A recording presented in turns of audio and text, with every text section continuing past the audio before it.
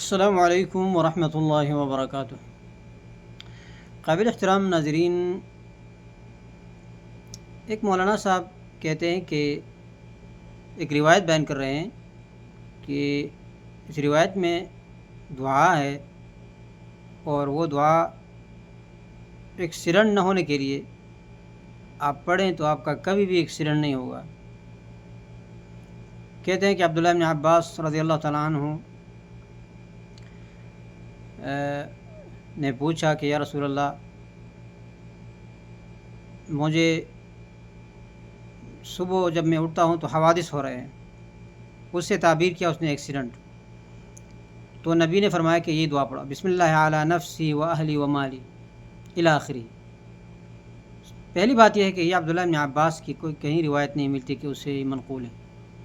ایک روایت ہے عبداللہ بن عمر سے، ایک انس بن مالک رضی اللہ تعالیٰ عنہ، لیکن یہ روایت محدثین نے ضعیف قرار دیا ہے۔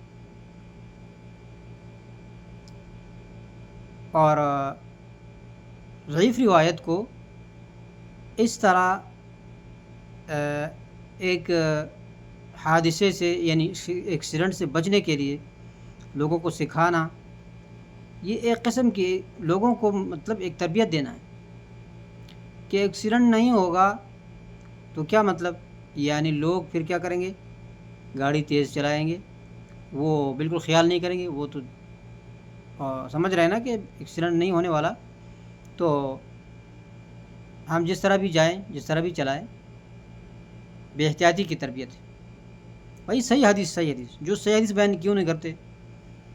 صحیح حدیث میں ہے کہ رسول اللہ صلی اللہ علیہ وسلم نے فرمایا، جو آدمی اپنے گھر سے نکلا تو اس نے یہ کہا کہ بسم اللہ توکلت علی اللہ لا حول ولا قوۃ الا باللہ،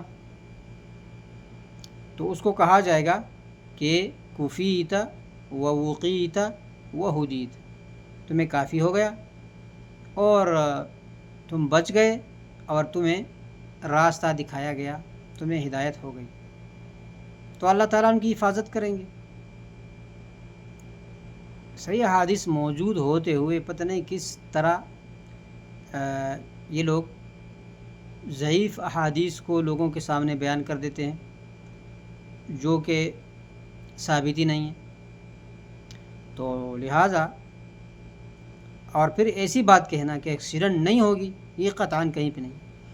اس یقین کے ساتھ یہ دعا آپ پڑھ سکتے ہیں، بسم اللہ توکلت، اللہ آپ کی حفاظت کریں گے، لیکن پھر بھی اللہ کی مرضی ہے، آپ کے لیے ایکسیڈنٹ مقرر ہے، ایکسیڈنٹ ہو سکتی ہے، اس کا مطلب یہ قطعاً نہیں کہ احتیاط نہ کریں۔ میرے کہنے کا مقصد یہ ہے کہ یہ ضعیف حدیث، من گھڑت روایات سے بچیں اور لوگوں کو صحیح روایات دکھائیں۔ وما علینا الا البلاغ، وصلی اللہم علی نبینا محمد وعلی آلہ وصحبہ وسلم۔